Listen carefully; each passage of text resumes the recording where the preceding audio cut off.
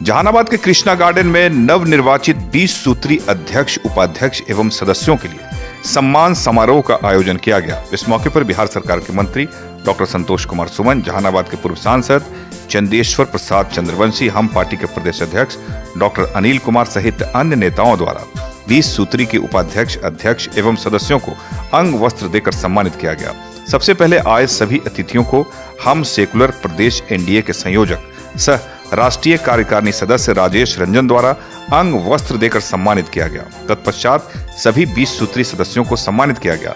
इस अवसर पर हम पार्टी के वरिष्ठ नेता डॉक्टर वीरेंद्र कुमार सिंह, युवा नेता रितेश कुमार उर्फ चुन्नू शर्मा, पंपी शर्मा, हम पार्टी के जिला अध्यक्ष मनीष शर्मा, जदयू के जिला अध्यक्ष दिलीप कुशवाहा, जदयू के नेता जयप्रकाश नारायण चंद्रवंशी सहित काफी संख्या में एनडीए के नेता एवं कार्यकर्ता मौजूद थे। इस अवसर पर बिहार सरकार के मंत्री डॉक्टर संतोष कुमार सुमन, पूर्व सांसद चंदेश्वर चंद्रवंशी, हम पार्टी के प्रदेश अध्यक्ष डॉक्टर अनिल कुमार सहित अन्य सभी वक्ताओं ने सभी 20 सूत्री अध्यक्ष, उपाध्यक्ष एवं सदस्यों को शुभकामनाएं दी और कहा कि सरकार के आप लोग हाथ पैर हैं। आप लोगों के द्वारा एक एक किया हुआ काम एनडीए को काफी लाभ पहुंचाएगी। कार्यक्रम की अध्यक्षता राजेश रंजन द्वारा किया गया। वहीं मंच का संचालन जयप्रकाश नारायण चंद्रवंशी द्वारा किया गया।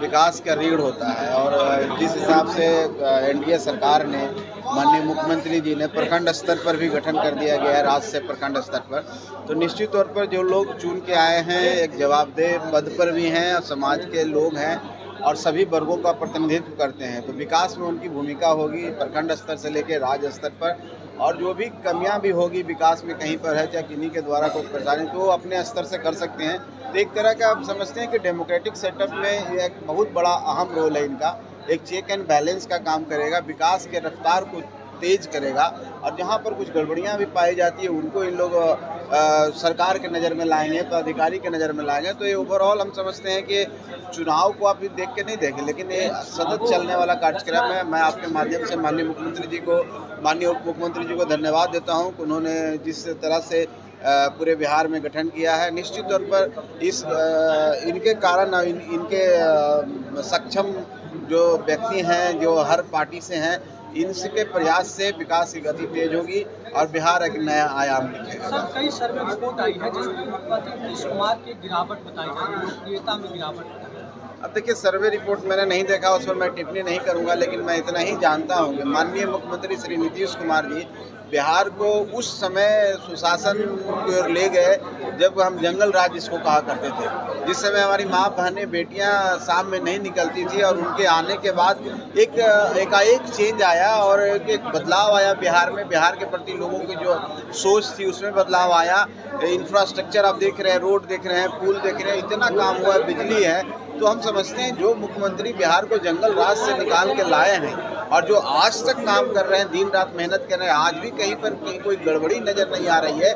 तो लोग बोलेगा सर्वे में क्या कहता है, उससे कोई फर्क नहीं पड़ता है, लेकिन आप वही सर्वे को देखिएगा तो वो कहता कहीं नज़र आ रहा है कि एनडीए की सरकार बनेगी, लेकिन ये सब होता है। और हम समझते हैं कि 25 में हम भारी बहुमत से, और हम समझते हैं सब रिकॉर्ड तोड़ने जा रहे हैं। हमारा जो नारा है 225, उससे कहीं ज़्यादा, और एनडीए की सरकार बनेगी और माननीय मुख्यमंत्री जी पुनः मुख्यमंत्री। जिस तरीके से आतंकियों ने हमला किया है और हिंदुओं को चल जो है मारने का काम किया है, क्या कहना चाहेंगे, किस तरीके की कार्रवाई की आप मांग करते हैं? कल जो है पिताजी थे भी प्रधानमंत्री के मंच पे। जी, निश्चित तौर पर हम लोग के लिए एक चैलेंज है और जिस तरह से घटना घटी है और जो उस घटना में हताहत हुए हैं और जो उनकी मृत्यु हुई है उनके प्रति हम संवेदना व्यक्त करते हैं। ये चोट किसी एक व्यक्ति और किसी धर्म पर नहीं है, हमारे भारत पर है, हमारे भारत की अस्मिता पर है, हमारा गौरव, जो हमारा इज्जत पर है।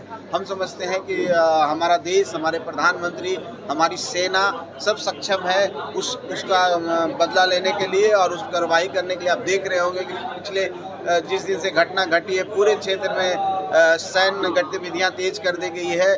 जो घुसपैठिए हैं, जिनको हम आतंकी कहते हैं, वो मारे जा रहे हैं और हर तरह की सरकार पहल कर रही है, चाहे वो सिंधु जल समझौता की बात हो, चाहे वीज़ा कैंसिलेशन की बात हो, चाहे एयर स्ट्राइक की बात हो, चाहे एयर स्पेस ख़त्म करने की बात हो। सरकार कूटनीति स्तर पर, सरकार सैन्य स्तर पर, सरकार हर जगह काम कर रही है और इस पर जो लोग इसके पीछे हैं उनको इस तरह सबक सिखाया जाएगा कि फिर इस तरह का दुशासन कभी नहीं करें। सिंधु समझौता पर पाकिस्तान का प्रतिक्रिया आया है कि अगर सिंधु समझौता को रद्द किया गया मतलब कि आप युद्ध के लिए चुनौती दे रहे हैं। अब पाकिस्तान को किसने रोका है? अगर दम है, अगर आपके अंदर क्षमता है तो आप ये भी करके देख लीजिए। युद्ध करना चाहते हैं, हमने तो रद्द कर दिया और आप सिर्फ किधर भड़की दे रहे हैं, आप सिर्फ बोल रहे हैं। अगर कोई दम है तो आप करके देखिए। अब हिंदुस्तान वो वाला नहीं रहा नेहरू जी वाला, अब भारत नरेंद्र मोदी का भारत है जो जवाब देना जानता है। अगर गलती करेंगे, अगर सोचेंगे भी तो उनका जो पाकिस्तान जो नज़र आ रहा है एक टुकड़ा और नज़र आएगा और फिर एक नया देश बनेगा। तो हम समझते हैं कि कुछ करना नहीं है और डरे हुए हैं। अगर वो पानी उनके यहाँ नहीं जाएगा तो ऐसी उनको परेशानी हो जाएगी। तो ये सब कूटनीति होता है, उनको करने से कुछ नहीं है, लेकिन भारत जवाब देगा और निश्चित तौर पर जवाब देगा। 20 सूत्री सदस्यों का जो मनोनयन हुआ और अध्यक्ष उपाध्यक्ष के रूप में, उसका मुख्य उद्देश्य था सरकार ने कार्यकर्ताओं को सम्मान दिया और सरकार जो है इसके माध्यम 20 सूत्री के माध्यम से जो जन समस्या है उससे अवगत होना चाहती है और अपनी योजनाओं को जन जन तक क्रियान्वित करवाना चाहती है। क्योंकि 20 सूत्री के जो सदस्य होते हैं, अध्यक्ष होते हैं, वो सरकार और प्रशासन के बीच की कड़ी होते हैं और जनता के बीच का, उसके माध्यम से वो सरकार की योजनाओं को लागू कराते हैं। और दूसरी बात होता है कि जन समस्या जो है उसके जन समस्या को सरकार को अवगत कराना, यही इसका उद्देश्य है। आज आप सम्मान समारोह रखे थे, इसके पीछे वजह क्या है? इसके पीछे वजह यही है कि नव मनोनयन जो हुआ है सूत्री सदस्यों का, तो चूँकि प्रखंडों में भी हुआ है, जिला में भी हुआ है, एक दूसरे को सभी लोग जान नहीं रहे। तो इस कार्यक्रम के माध्यम से हम लोगों ने सोचा कि सभी लोगों को एक जगह पर ला करके प्रखंड के सभी 20 सूत्री सदस्यों को और जिला के सभी प्रखंडों के 20 सूत्री सदस्यों को, ताकि एक दूसरे को जान सके, जहां कोई कठिनाइयां हो आपस में एक दूसरे से वार्ता कर सके और सरकार का जो सिद्धांत है, सरकार का जो कार्य स्वरूप है, उसको क्रियान्वित करा करके 2025 में 225 का जो आंकड़ा है उसको छू सके और उसके लिए कैसे और प्रयास किया जाए उस पर पहल हो। जहानाबाद में आप लोगों की किस तरीके की तैयारी है 2025 को लेकर? बिहार में कहिए, जहानाबाद क्या उससे अलग तो है नहीं। जहानाबाद में भी बहुत मजबूती से एनडीए की सरकार बनेगी। मतलब 3 विधानसभा है, तो इस बात तो लगता है कि कहीं से कोई चूक नहीं होगा। जनता ने मन में ठान लिया है कि एनडीए की सरकार को पुनः बहुत भारी मतों से विजयी बनाना है, सरकार बनाना है। तो 3 में 3 सीट जहानाबाद से इस बार जनता के मन में है एनडीए को।